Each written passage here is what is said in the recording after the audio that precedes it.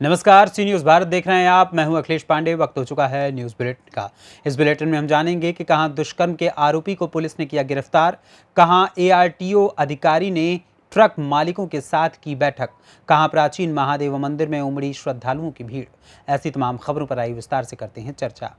आजमगढ़ जिले के अंतर्गत आने वाले जहानागंज के खानपुर गांव की निवासी वादिनी ने थाने में तहरीर दी कि मेरे साथ गांव के शेषनाथ सिंह उर्फ बबलू सिंह द्वारा छेड़छाड़ और दुष्कर्म किया गया है। उक्त मामले को थाना अध्यक्ष परमेंद्र सिंह ने संज्ञान में लेते हुए एसआई संतोष कुमार को आदेशित किया कि तुरंत विवेचना करते हुए कार्रवाई की जाए। जब विवेचना हुई तो मामला सही पाया गया। इसके बाद अभियुक्त के खिलाफ पॉस्को एक्ट की बढ़ोतरी करते हुए एसआई संतोष कुमार द्वारा शेषनाथ सिंह उर्फ बबलू सिंह को सिमरौल चट्टी से गिरफ्तार कर न्यायालय के लिए चालान कर दिया गया।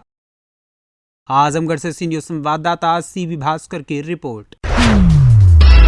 मुख्यमंत्री योगी आदित्यनाथ के निर्देशन में यूपी सरकार के द्वारा संभागीय परिवहन में एक मुश्त योजना चलाई गई है, जिसको लेकर एआरटीओ राजेश करदम ने ट्रक मालिकों को बुलाकर एक बैठक का आयोजन किया। आयोजन और योजना के बारे में विस्तार से जानकारी देते हुए उनके द्वारा बताया गया कि सहायक संभागीय परिवहन विभाग में एक मुश्त योजना उत्तर प्रदेश सरकार के मुख्यमंत्री की ओर से चलाई जा रही है। इस योजना का लाभ लेने के लिए इस बैठक का आयोजन किया गया है, जिसमें उपस्थित ट्रक मालिकों को एआरटीओ राजेश करदम के द्वारा दी गई जानकारी में बताया गया कि गाड़ियां 1002 पंजीकृत हैं। उन पर जितना भी जुर्माना बन रहा है, हमारे यहाँ टैक्स जमा होता है। जो ट्रक मालिक 1 साल, 2 साल या 3 साल से किन्हीं कारणों की वजह से टैक्स नहीं जमा कर पाए हैं, उनके लिए यह योजना बहुत ही लाभदायक है। ये योजना उत्तर प्रदेश में पहली बार लागू की गई है, जिसके तहत ऐसे ट्रक मालिकों के लिए मुफ्त योजना आई है। उन पर पूरी तरह से 100% जो टैक्स पर पेनाल्टी है वो माफ हो जाएगी। इस योजना का लाभ लेने के लिए हमारे यहाँ से एक फॉर्म लेना होगा और रजिस्ट्रेशन कराने के बाद 1000 की रसीद कटवानी होगी। यह योजना जिला फिरोजाबाद में 1 जुलाई से चल रही है और 31 जुलाई तक चलेगी। इसलिए हम बीच बीच में कई बार ट्रक चालकों, ड्राइवरों को बुलाकर बैठक कर चुके हैं, जिससे कि अधिक से अधिक लोगों को इस योजना का लाभ मिले,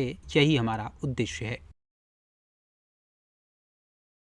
तो गाड़ी मालिकों के लिए आई है आपके मैं आपको अवगत करना चाहूँगा, माननीय मुख्यमंत्री उत्तर प्रदेश सरकार द्वारा जो 1/4/2000 से पूर्व जितनी भी गाड़ियाँ पंजीकृत हैं उन पर जितना भी जुर्माना बन रहा है, हमारे यहाँ टैक्स जमा होता है। जो टैक्स जमा करने के बाद 1 साल, 2 साल, 3 साल जो लोग कर जमा नहीं कराएं, किसी भी कारणवश से जमा नहीं कर पाए, उन पर एक मुख्य योजना आई है कि उनकी पूरी 100% जो टैक्स पर पेनल्टी है वो माफ़ हो जाएगी।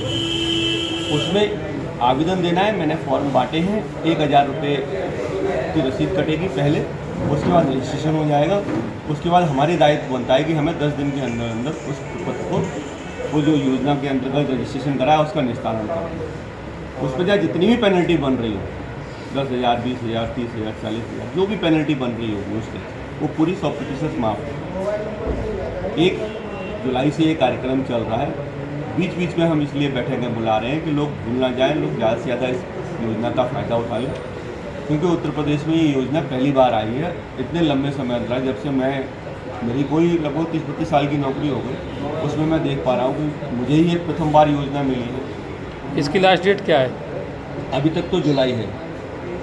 कितनी जुलाई? जुलाई लास्ट, अंतिम। फिरोजाबाद से सी न्यूज़ संवाददाता संदेश कुमार गुप्ता की रिपोर्ट।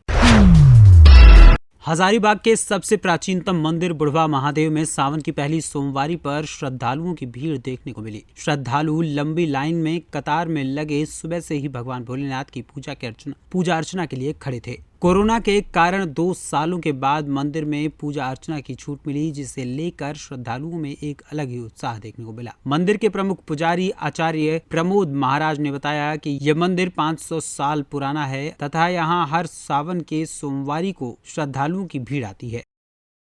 मिल रहा है, सुकून शांति है, सब अच्छे से हो रहा है। प्रशासन भी है बगल में, थोड़ा उसका ध्यान दे रहे हैं, तो हमको बहुत अच्छा लग रहा है। अच्छी उपाय की गई जिला प्रशासन के द्वारा। ऐसा तो कुछ दिख नहीं रहा कि प्रशासन की ओर से कुछ किया गया हो। लोग अपने खुद से यहाँ पर दूध का वितरण कर रहे हैं और लोग खुद से सारी व्यवस्था की हुई है यहाँ पर। कोविड-19 के बाद पहली बार बिना गाइडलाइन के पूजा का अनुमति मिला है, कैसा लग रहा है? अच्छा लग रहा है, पूजा होना ही चाहिए। असर पड़ रहा है, पर पहले के ऐसा प्रभावी नहीं रहेगा अभी, क्योंकि लोग वैक्सीन ले चुके हैं। झारखंड से सी न्यूज संवाददाता परमानंद की रिपोर्ट। कन्नौज कलेक्ट्रेट में विश्व हिंदू परिषद और बजरंग दल का प्रदर्शन। डीएम कार्यालय के बाहर बैठकर किया हनुमान चालीसा का पाठ। पुलिस के सामने ही हुआ हनुमान चालीसा का पाठ। तालग्राम सांप्रदायिक बवाल पर पुलिस की कार्यवाही का विरोध हुआ है। मुसलमानों के दुकानों में आग लगाने के मामले में हिंदू युवकों की गिरफ्तारी से आक्रोश फैला हुआ है। कलेक्ट्रेट में प्रदर्शन का मामला जारी है। आप किस संबंध में प्रदर्शन कर रहे हैं, क्या मांगे हैं आप लोग की? जो आज जनपद कन्नौज की पुलिस हिंदू समाज के ऊपर अत्याचार करने का काम कर रही है, ये तत्काल प्रभाव से अपने रवैये में सुधार लाए और जो निर्दोष हिंदुओं को बंद करने का कार्य किया है, जेल में डालने का कार्य किया है, उन्हें तत्काल प्रभाव से रिहा किया जाए। नहीं तो बजरंग दल की टीम तालिग्राम थाने जाकर उन्हें छुड़ाने का काम करेगी। उसके जिम्मेदारी जनपद कन्नौज प्रशासन, पुलिस प्रशासन की होगी। क्या मांग क्या है, क्या वजह क्या है, घटना क्या हुई? जो तालिग्राम में गाय का सर काट करके मंदिर पर रखने का कार्य किया गया है, उस कुत्सित प्रयास के लिए हम लोगों ने वहां धरना प्रदर्शन किया।